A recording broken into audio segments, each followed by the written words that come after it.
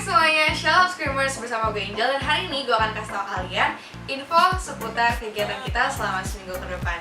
Stay tune! Untuk info yang pertama, Scream Community ada Menara Doa Scream. Menara Doa Scream diadakan setiap hari Minggu jam 7.30 malam. Dan gue mengundang teman-teman sekalian untuk join di Menara Doa kita supaya kita bisa berdoa untuk generasi dan bangsa bersama. Info selanjutnya, Scream Community mengadakan rekrutmen Praise and Worship Team. Bagi teman-teman yang rindu melayani dalam bidang musik, singer, dan worship leader, gue mengundang teman-teman bisa join di dalam Scream Community Praise and Worship Team. Untuk info selanjutnya, dapat menghubungi di nomor yang tertera di layar. Selain rekrutmen Praise and Worship Team, Scream Community juga mengadakan rekrutmen untuk tim konten. Bagi teman-teman yang rindu melayani sebagai podcaster, content creator, dan social media manager, dapat menghubungi nomor yang tertera di layar. Dan info yang terakhir, Scream Podcast akan tetap hadir setiap minggunya jam 8 malam hanya di YouTube Scream Community setiap hari Rabu. Jangan lupa nonton ya. Demikian news minggu ini bersama gue Angel. Stay safe, stay healthy, Jesus bless you, and don't forget to scream out the truth. Bye! Shalom Screamers. Di sini kita mau siapin hati kita yuk. Kita mau sembah nama Tuhan, kita mau puji nama Tuhan. Kita mau bilang Tuhan Yesus itu kuat, Tuhan Yesus itu hebat, Tuhan Yesus itu maha kuasa. Amin. Kita mau nyanyikan yuk. Sama-sama tepuk tangan yuk. Meskipun dari rumah juga kita harus tepuk tangan dong.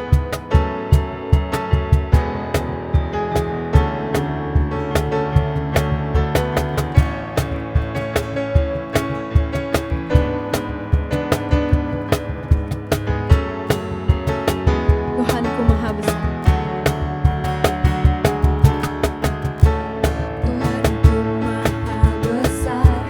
Tuhanku maha kuasa, Raja segala raja.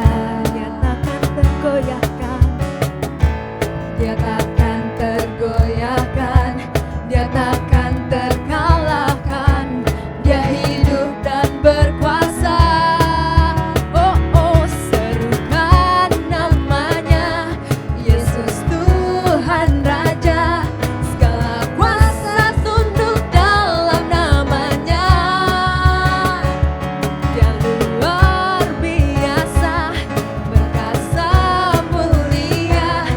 Yesus nama di atas segala nama. Kita serukan, serukan namanya, Yesus Tuhan Raja. Segala kuasa tunduk dalam namanya. Yang luar biasa, biasa, perkasa mulia. Yesus Raja di atas segala raja. Yesus nama di atas segala nama. Yesus katakan, Yesus nama di atas segala nama. Oh oh, haleluya. Kita beri tepuk tangan buat Tuhan kita. Haleluya. Sekarang sebelum kita mau masuk ke dalam firman Tuhan, kita mau berikan persembahan. Sebelum kita berikan persembahan, kita mau berdoa dulu. Tuhan Yesus, terima kasih atas hari ini. Terima kasih atas segala apapun yang telah Kau berikan pada kami sampai pada saat ini Tuhan. Saat ini kami mau berikan persembahan kami Bapa. Kami tahu itu enggak seberapa Tuhan dibanding apa yang sudah Kau berikan buat kami. Tapi yang kami tahu kami mau berikan dengan sepenuh hati kami Tuhan Yesus. Biar kiranya persembahan kami ini bisa digunakan untuk kemuliaan nama-Mu Tuhan Yesus. Bisa digunakan untuk memperluas lagi Tuhan kerajaan-Mu di bumi ini Tuhan Yesus. Terima kasih Bapa, terima kasih Tuhan. Pujilah nama-Mu, di dalam nama Yesus kami berdoa dan mengucap syukur. Haleluya. Amin. Teman-teman bisa berikan persembahannya lewat QR atau rekening yang ada di layar ini. Dan sekarang saya mau undang teman-teman untuk bangkit berdiri. Kita mau bacakan deklarasi persembahan. 3, 2, 1. Pada saat kami membawa persembahan, kami percaya pintu surga terbuka dan berkat Tuhan dicurahkan. Setiap anak muda diberkati di kampus, marketplace, dan di komunitas di mana kami berada. Kami memperoleh hikmat, kecerdasan, perkenanan untuk menjadi anak muda yang kreatif dan mampu menyelesaikan permasalahan yang ada. Perlindungan Tuhan atas hidup kami, keluarga kami, komunitas kami, dan pekerjaan kami. menemukan pasangan yang tepat dan terbaik dari Tuhan. Di tengah-tengah dunia kami menjadi generasi yang relevan, yang memberikan pengaruh tanpa kompromi terhadap nilai-nilai yang kami percayai. Di dalam nama Yesus, yang percaya sama-sama katakan, amin. Sekarang kita mau sembah Tuhan lagi. Kita mau memberikan suatu pujian buat Tuhan. Bahwa Tuhan yang selama ini tetap setia sama kita. Meskipun kita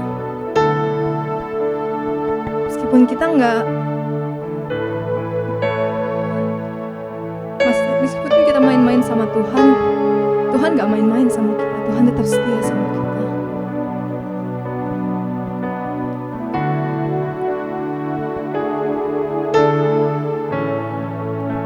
Tiada yang dapat pisahkan ku dari terangnya kasih-Mu. Kau hadirkan ketenangan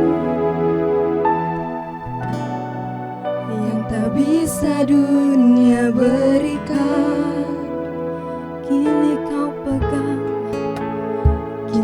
Kau pegang hidupku,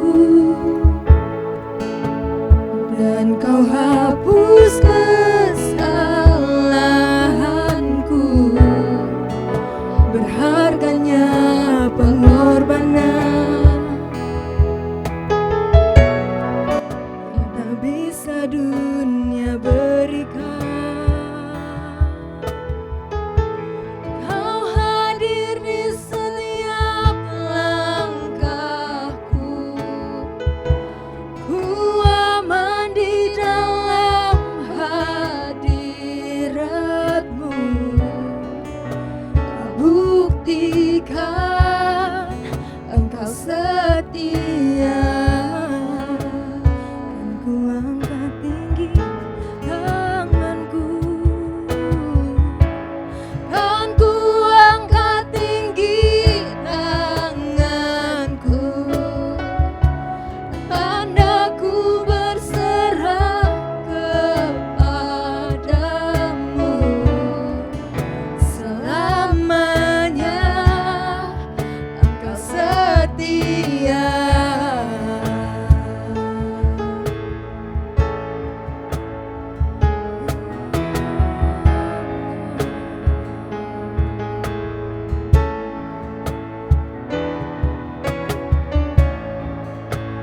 Kini Kau pegang hidupku,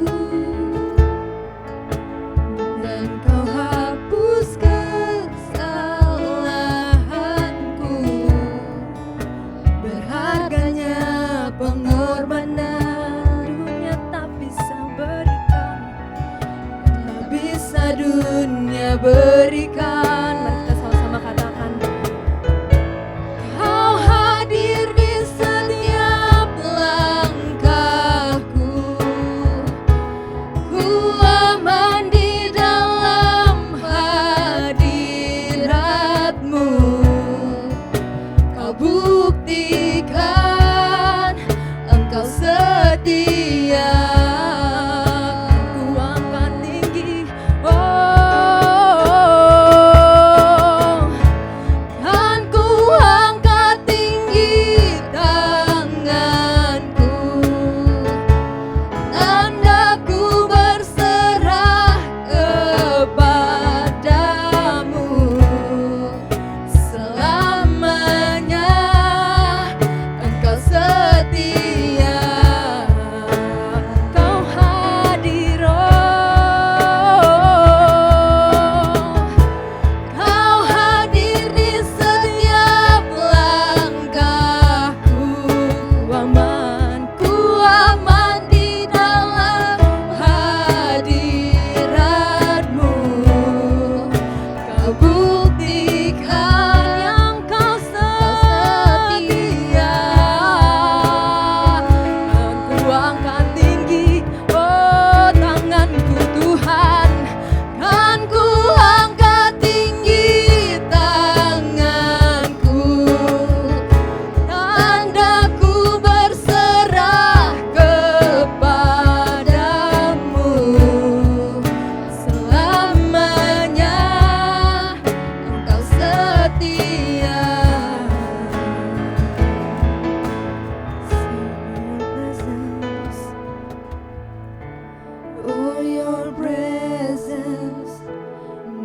never leave me, and you never forsake me. Oh, your presence never leaves me, and you never forsake me, Lord. Oh, your presence never leaves me,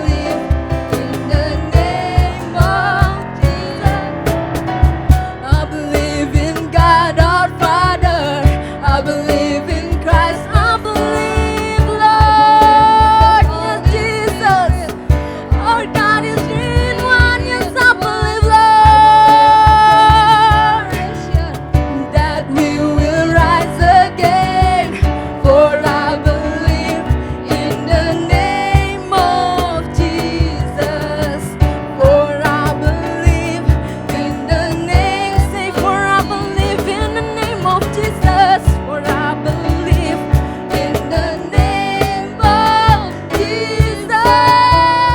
Jesus, Lord, hallelujah.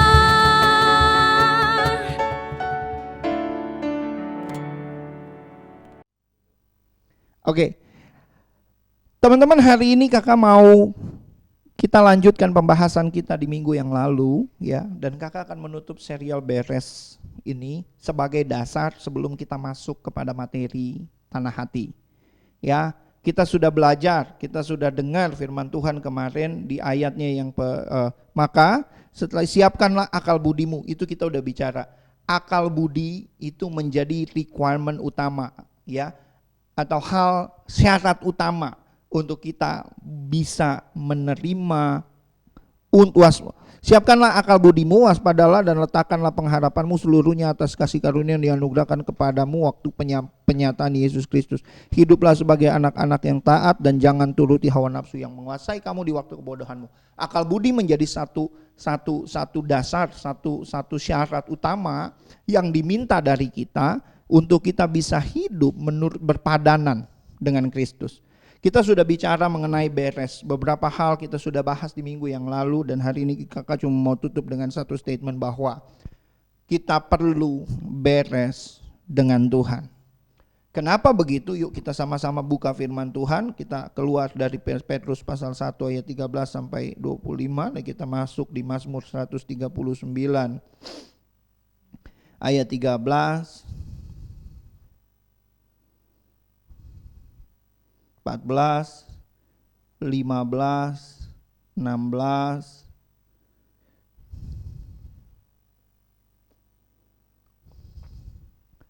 Ya, 13, 14, 15 dan 16. Kita baca sama-sama bergantian firman Tuhan. Kakak baca ayat 13, kamu ayat 14, 15, kakak lalu ayat 16, kita baca sama-sama. Oke? Demikian firman Tuhan, Mazmur 139 ayatnya yang ke-13. Sebab engkaulah yang membentuk buah pinggangku, namun aku menenun aku dalam kandungan ibuku. Ayat 14 teman-teman baca.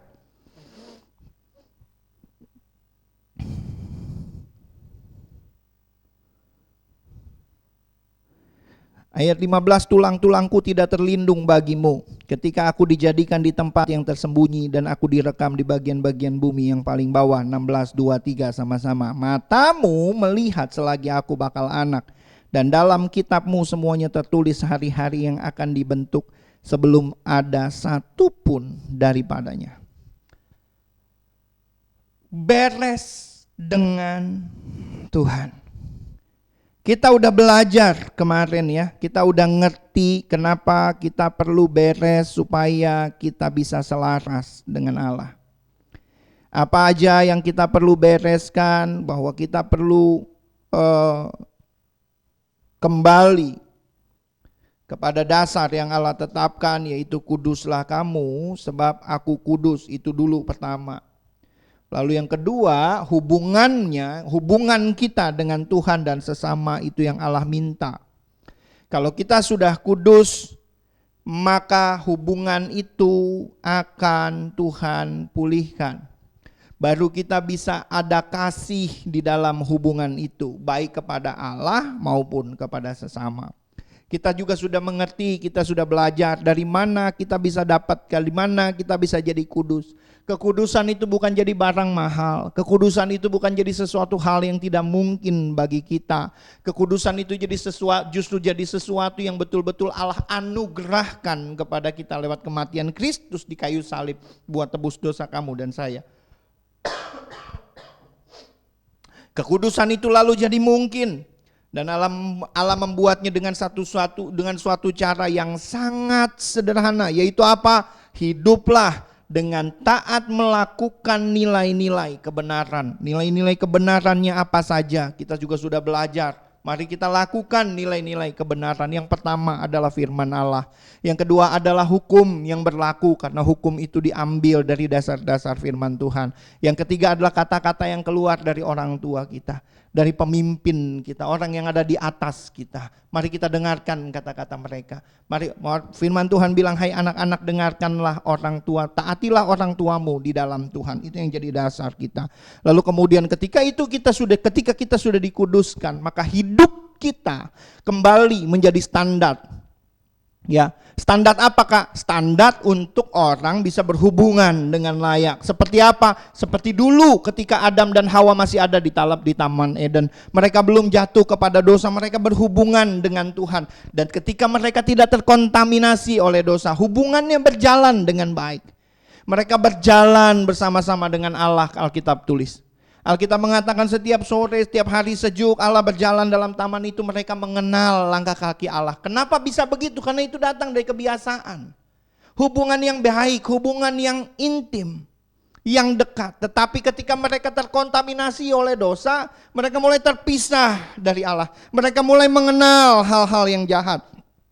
Dan saat itu mereka berubah seolah-olah seperti Allah menjadi suatu pribadi yang lain bagi mereka, yang mereka susah lagi untuk intim. Tetapi ketika kamu melakukan ketaatanmu untuk melakukan kebenaran, maka kamu akan kembali kepada nature itu. Apa? Kudus. Dan ketika kamu kudus berarti kamu hilang dari kamu terlepas, kamu terbebas dari kontaminasi dosa, sehingga kamu layak menjadi satu pribadi yang layak untuk kemudian membangun hubungan yang intim lagi dengan Tuhan maupun dengan sesama. Ya, dari situ kita sudah jelas. Nah, maka hari ini kakak mau bicara tentang untuk semuanya itu kakak mau simpulkan ini dengan apa? Dengan 3 hal. Yang pertama adalah kita perlu beres dengan Tuhan.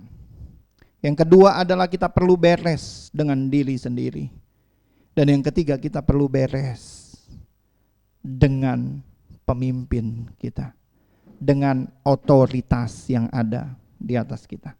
Mari kita masuk sama-sama begini. Yang pertama, kenapa kita perlu beres dengan Tuhan? Karena cuma ketika kamu beres dengan Tuhan, maka Dia adalah pribadi yang sanggup memulihkan hidupmu. Memulihkan dasar-dasar untuk kamu bisa kembali percaya. Memulihkan dasar-dasar kepercayaanmu. Memulihkan dasar-dasar keyakinanmu. Memulihkan dasar-dasar pengharapanmu yang mulai hilang dalam Tuhan. Ya. Kenapa kita hilang percaya? Kenapa kita hilang dasar untuk berharap? Kenapa? Karena kita terlalu dalam, tenggelam oleh kesalahan yang kita buat.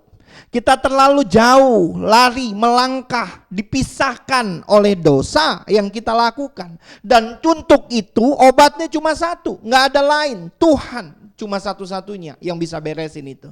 Karena nggak ada satu makhluk di kolong langit ini, di luar planet ini, atau di luar galaksi ini yang bisa beresin urusan dosa. Nggak ada. Cuma Tuhan yang mampu datang dan bereskan dosa. Cuma Dia yang bisa mati, turun ke alam maut, bangkit dari antara orang mati untuk menang atas dosa. Dia mati tanggung dosa kita, kemudian Dia bangkit dari antara orang mati yang tidak pernah terjadi sebelumnya. Kecuali Lazarus yang dibangkitkan Allah sendiri. Membuktikan Dia berkuasa atas maut itu. Kita baca firman Tuhan ini sama-sama bahwa di Mazmur 139 ini kita baca, sebab Engkaulah yang membentuk buah pinggangku, menenun aku dalam kandungan ibuku. Artinya pemazmur bilang dengan sadar, dia bilang, Tuhan, Engkau tahu segala-galanya tentang aku. Lebih daripada itu di ayat berikutnya dia bilang begini, aku bersyukur. Kenapa?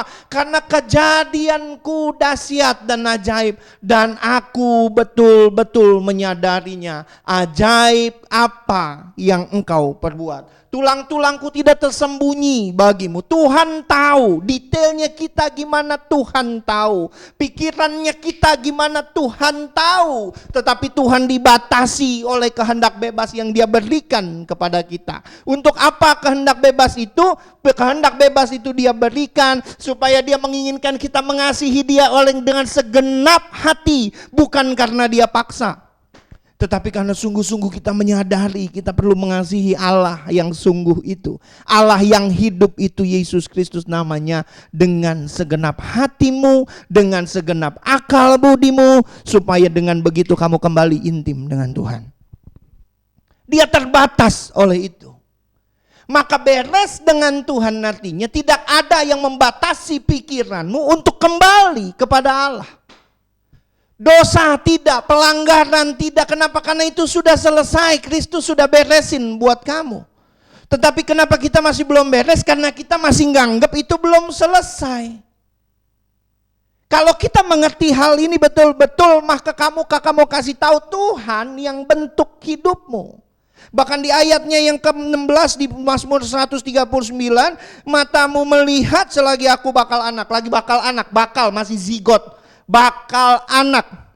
Dan dalam kitabmu semuanya tertulis hari-hari yang akan dibentuk. Bakal anak akan dibentuk. Sebelum ada satupun daripadanya. Sebelum hari-hari kita tuh dimulai. Artinya apa? Aku ini mengetahui rancangan-rancangan apa yang ada padaku mengenai kamu. Demikian firman Tuhan. Dan dia janji apa? Rancangan damai sejahtera penuh pengharapan, itu yang dia janji. Yang penting, maka itu yang pertama kakak bilang, kita penting untuk apa? Satu, beres dengan Tuhan. Beres dengan Tuhan. Mengembalikan kita kepada dasar untuk apa kita diciptakan. Kepada dasar untuk apa kita hidup. Beres dengan Tuhan. Ya. Yang kedua, kita perlu beres dengan diri kita sendiri. Lagi-lagi ini masalahnya di mana? Masalahnya di sini. Di dalam hatimu, di dalam pikiranmu. Minggu yang lalu kita sudah bahas, akal sehat itu disebut sehat kalau mengandung kebaikan di dalamnya. Akal budi. Budi itu apa sih Kak? Budi itu adalah pekerti. Kebaikan, nilai kebaikan yang ada di dalam diri seseorang. Cenderungnya kita suka bilangnya hati nurani orang. Lagi-lagi masalahnya di situ. Kenapa orang tolak dirinya sendiri? Karena gambarnya rusak. Kenapa gambarnya rusak? Ya mungkin karena ada yang rusakkan gambar itu. Semisal contoh ya, bapak-bapak terhadap anak-anaknya.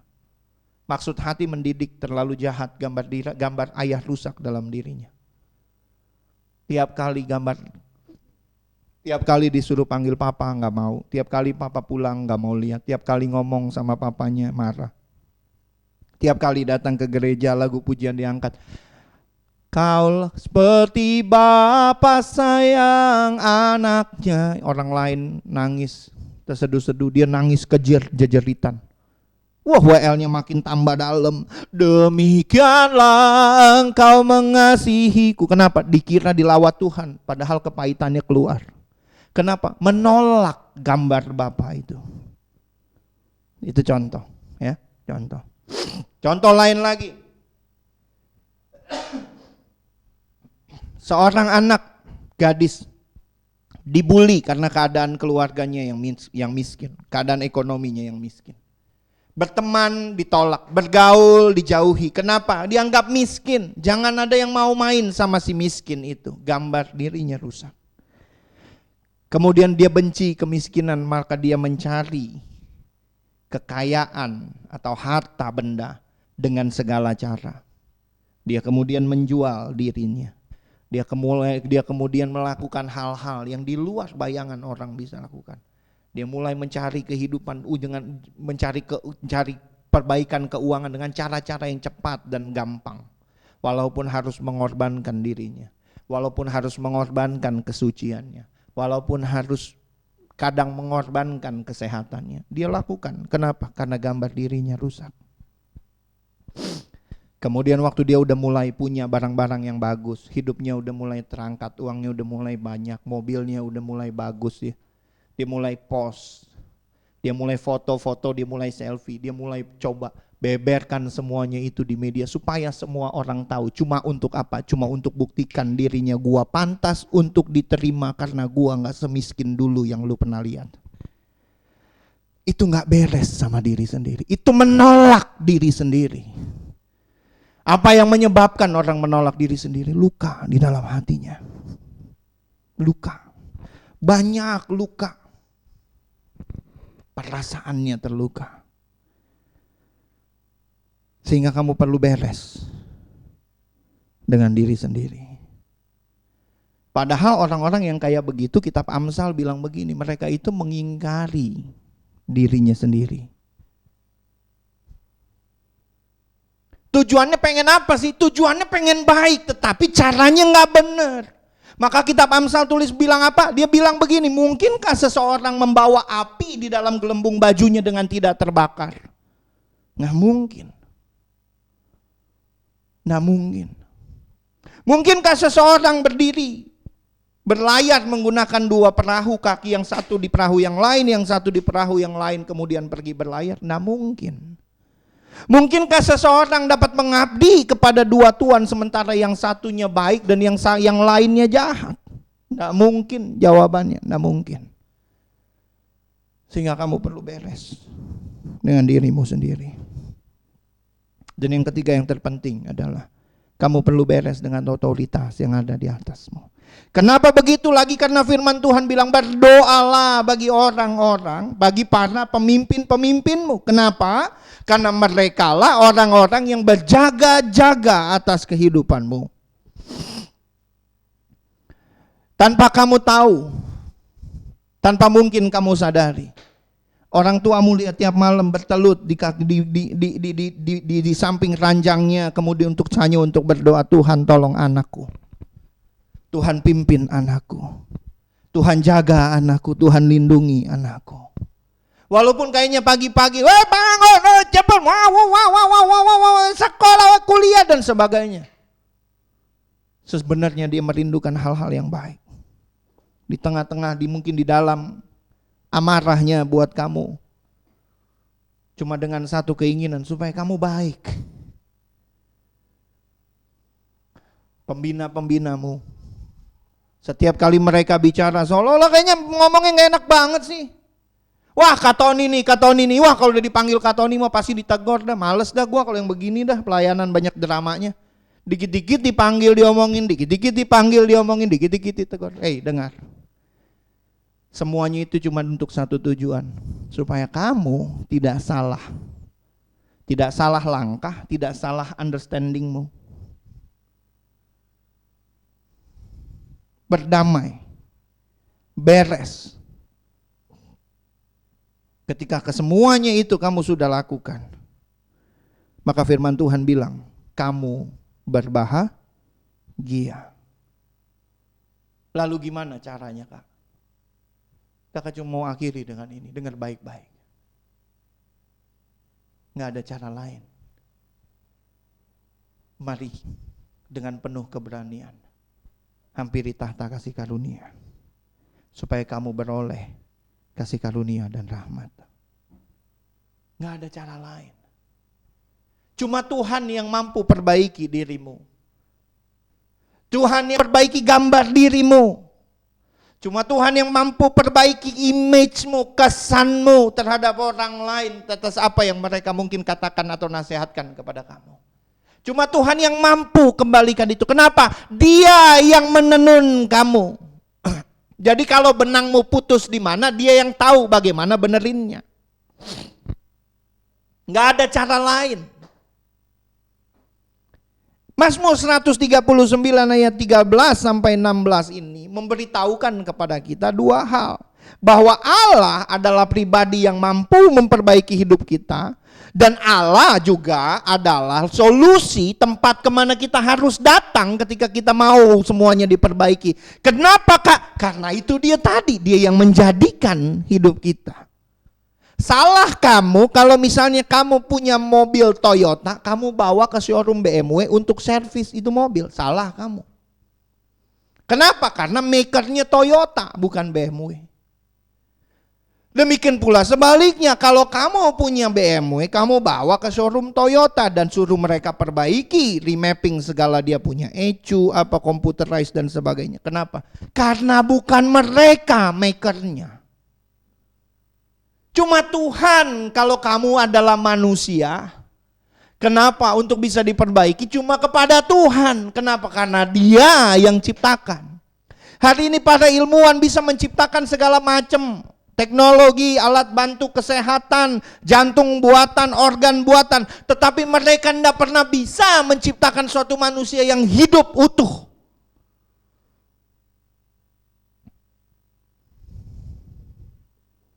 Cuma Tuhan. Maka kembalilah kepada Tuhan. Supaya kamu diperbaiki. Supaya dasar-dasarmu diperbaiki. Kenapa? Karena firman Tuhan, pemazmur bilang, apabila dasar-dasar dihancurkan, dengan apakah lagi yang dapat dibuat oleh orang benar itu? Tidak ada. Mari sama-sama kita buka ayat ini, Amsal pasalnya yang ke-18 ayatnya yang ke-10. Nama Tuhan adalah menara yang kuat, kesanalah orang benar berlari dan ia menjadi selamat. Kakak cuma mau bilang bahwa gak ada cara, gak ada jalan, gak ada tempat yang lain yang kamu bisa diselamatkan.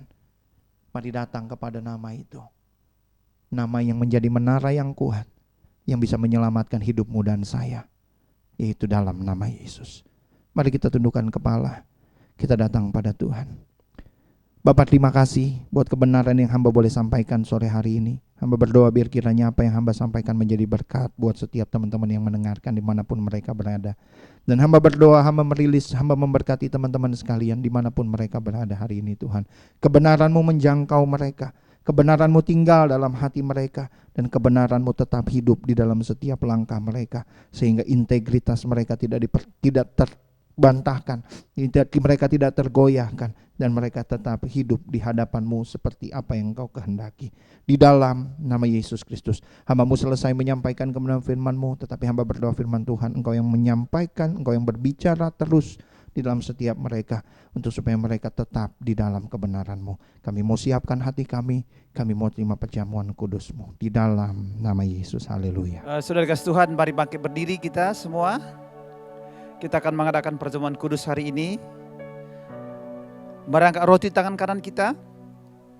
Sebab apa yang telah kuteruskan kepadamu telah aku terima dari Tuhan, yaitu bahwa Tuhan Yesus pada malam waktu diserahkan mengambil roti, dan sesudah itu ia mengucap syukur atasnya, ia memecah-mecahkannya dan berkata, inilah tubuhku yang diserahkan bagi kamu, perbuatlah ini menjadi peringatan akan aku. Kekasih-kasih Kristus, bukankah roti yang kita angkat tinggi di tangan kanan kita yang kita pecah-pecahkan ini persekutuan kita dengan tubuh Kristus? Mari kita makan bersama-sama dalam nama Yesus.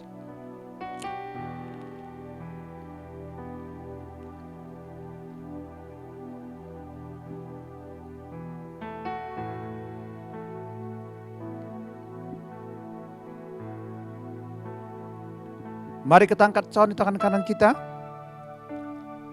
Demikian juga ia mengambil cawan sesudah makan lalu berkata, cawan ini adalah perjanjian baru yang dimeteraikan oleh darahku. Perbuatlah ini setiap kali kamu meminumnya menjadi peringatan akan aku. Kekasih-kekasih Kristus, bukankah cawan yang kita angkat tinggi tangan kanan kita yang atasnya kita mengucap syukur persekutuan kita dengan darah Yesus? Mari kita minum sama-sama dalam nama Yesus.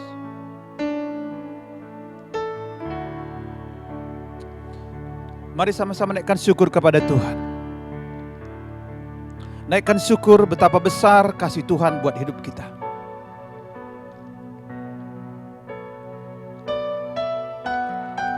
Dia telah mati bagi kita